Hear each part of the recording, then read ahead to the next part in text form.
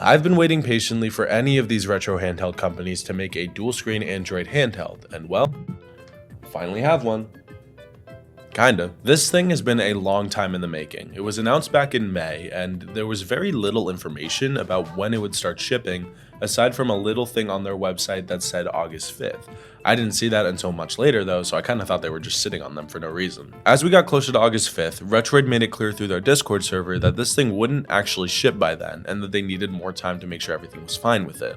Which I guess is fine. I'd rather a device be delayed and perfect, or almost perfect, than flawed and rushed. There were a few reasons why they delayed it, most of it having to do with compatibility and a 3-frame delay that they ended up fixing. Nevertheless, they delayed the shipments for customers until August 15th. Mine shipped on the 26th, but it's here now, and I'm a little underwhelmed. Don't get me wrong, it's really cool to have dual screens, but to be honest, it's not as cool as I expected it to be. But we'll get to that in a little bit. Let's talk about actually getting it. So it comes in this nice box that's very Retroid-y. They always have nice packaging, and this device is no different. It comes with this little card telling you about the screen, which is the exact same as the screen on the Pocket 5, which is good. The screen on the 5 is beautiful, and it looks really good in all different types of games, so if they're gonna copy any screen from one of their devices, I'm happy it was that one. Obviously, they look different because the dual screen attachment doesn't have any controls attached to it, but if you already have a Pocket 5, just know they look exactly the same. The second screen has 2 buttons on one side and a USB-C port on the other to charge the device while the screen is connected. You might think that the 2 buttons on the side are volume buttons, but no, they're brightness buttons. Why? Why not make those volume buttons and just make the screen match the brightness of the device you're using? I don't know, it's kind of stupid, but they designed it that way, so we have to tolerate it. Moving on to how it actually works, let's start with the positives. First, as I'm sure you can guess, 3DS and DS emulation works great with 2 screens.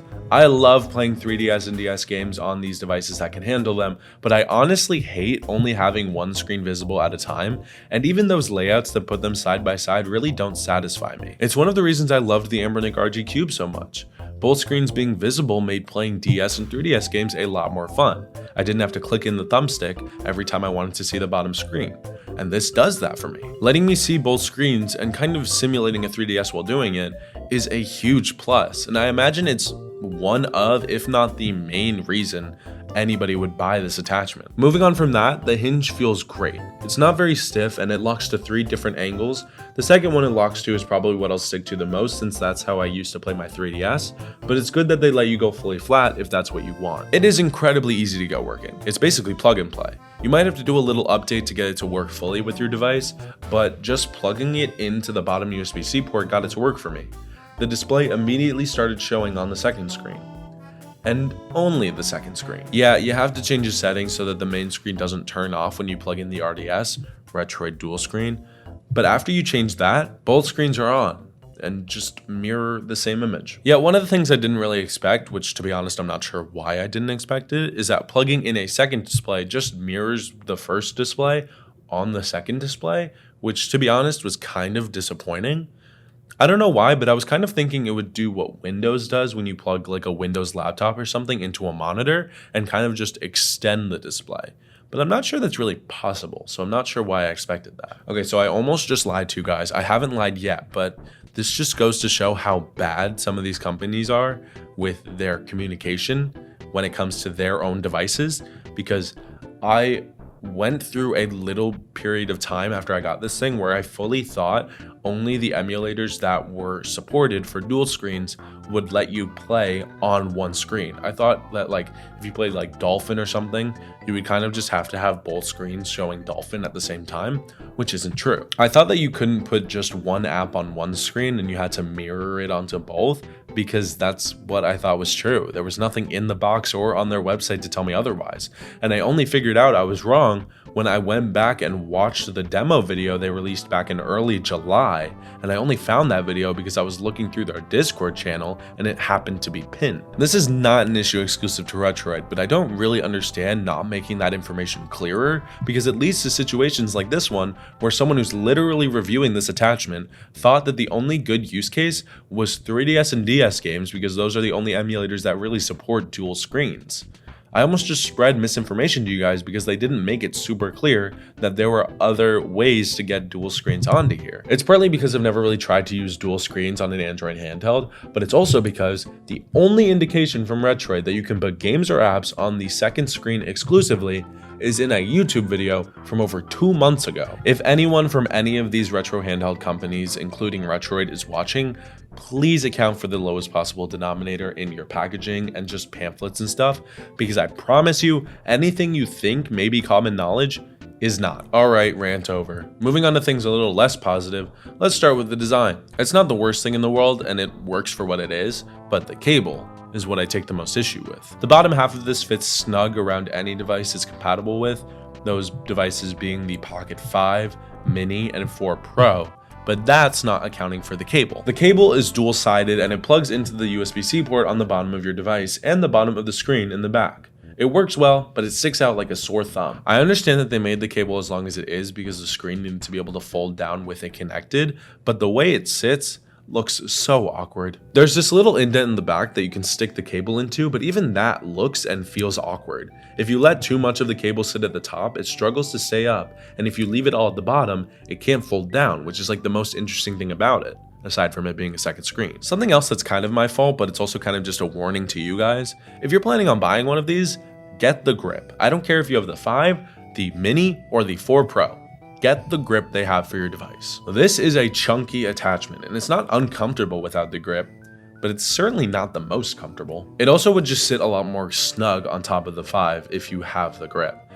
It doesn't sit flat on top of the screen without the grip, but, and this could be wrong, it looks like the second screen folds flat on top of the 5 screen if you have the grip. Also, it just probably helps with ergonomics and such. Yes, this device has grips, but putting that second screen on top adds a bit of weight to the device, and having those extra grips would make holding this device with the second screen attached for long periods of time a lot more comfortable. Also, if I could share one quick nitpick, it's almost impossible to change the volume of the 5 with the RDS attached unless you have a thin object nearby. The volume buttons are hidden under the grip part, and I use this short little USB-C cable I got with my portable SSD a few years back to change the volume. That's just annoying. I don't know why they can't figure out some kind of workaround, like making the buttons on the side of the dual screen attachment volume buttons instead of brightness buttons.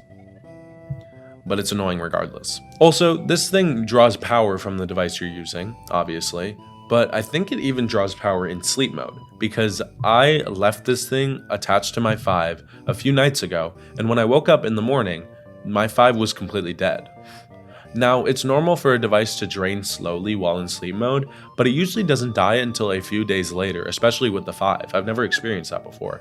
So for it to die completely within 12 hours, I think it might be drawing a bit more power, and even might be drawing power while it's connected in sleep mode. Also, I did try this with the Pocket Flip 2, because I did want to see if it would work and make a true dual screen clamshell handheld, but it didn't work. It's sad, but they obviously didn't advertise this thing to work with the Pocket Flip 2, so I didn't really expect it to work. I kind of just wanted it to. Alright, moving on to how this thing works with emulators. DS and 3DS games are the most obvious ones you're going to want to emulate, because those had dual screens. So using this to emulate those makes a lot of sense. Azuhar, if I'm even saying that correctly, is the only 3DS emulator that supports dual screens, and I kind of have a bone to pick with it. First off, it only uses decrypted ROMs and CIA files, which is fine, but it took me forever to find decrypted ROMs that work, and even then, I had to change the file type because they wouldn't show up in the emulator unless I changed the file type to .cci. So it was just a big hassle. Also, it crashes more often than I'd expect, and I'm honestly not sure why it does. There have been multiple times where I'll be playing Animal Crossing New Leaf and the screen would freeze, the bottom screen would show up on both screens, and Azuhar would crash. Why? I don't know. I wish I knew, because I lost an hour of Animal Crossing New Leaf data because of it. Also, this might be an emulator thing and this might be an RDS thing, but there is a very small but noticeable amount of input delay when playing 3DS games. Part of me thinks it has more to do with the emulator than the dual screen attachment, but I just wanted to mention it here because someone's gonna care. That emulator is kind of annoying, but it works well for 3DS games most of the time, and it's our only real option, so I'm gonna keep using it. For DS games, you have to use this weird version of Melon DS that supports 2 screens, and you have to edit the layout of both screens to get it to only show 1 screen on each display. The top screen also stretches the image to 16:9 by default, which is something you can change back to 4:3 through the custom layouts, but doing so will leave big black bars on the sides of both screens. It's not really that big of a deal. I mean, it's DS games. You knew what you're getting into when you press play. Supposedly, the Android version of CMU, the Wii U emulator, supports dual screens, but I didn't try it out because I don't have enough space on my Pocket 5 for any Wii U games, and I can't show you anyway because I don't want Nintendo to nuke my channel. But it is an option if you want to try it. Also, I'm just putting this here because I'm not sure where else to put it. This supposedly works with different iron devices with firmware that they have to provide to you. I don't have access to this firmware. I emailed them and asked them for the firmware, and they said that they are working on adding support for the RDS in the future, which is really exciting because I have an Odin 2 and an Odin 2 Mini that I would love to try this out on. It would honestly make this device a lot more worth it for me because the only device I have with me right now is my Pocket 5. So if they make it so I can use it on different iron devices, it would be a lot more useful for me. I would love to use this thing with my Odin 2 Mini. I think it would work great on there. But we're just gonna have to wait for that update. To wrap this all up, I think that this is such a cool concept that in execution isn't really as cool as I hoped it would be. It's cool that you can play DS and 3DS games on 2 screens, it's cool that you can play retro games on 1 screen with a YouTube video playing on the other, and it's cool that we're seeing alternatives to full dual screen handhelds. The fact that this is an attachment you have to buy separately kind of makes it cooler for me because any complaints I had about it are kind of null and void when you realize that you don't have to buy it. You can just not buy it. If you want a dual screen experience for DS, 3DS, or even Wii U games, and you already have a device that this thing supports, I'd say go ahead and buy it. It's only $70 more, and it's probably a better choice than buying one of these newer, actually dual screen handhelds outright. If you don't already have a 5, Mini, or 4 Pro, I might honestly say go for the Iron Thor, because the most powerful and most expensive model is cheaper than getting a Mini or a 5 with the RDS attached. But it's up to your personal preference. I'm just basing this off of my personal preference and experience and opinion so far. But what do you guys think of the Retroid dual screen attachment? Do you have one and love it? Do you think it's a waste of money because of all of these dual screen devices we have coming out soon? Let me know in the comments down below, and I'll see you guys next week. Goodbye.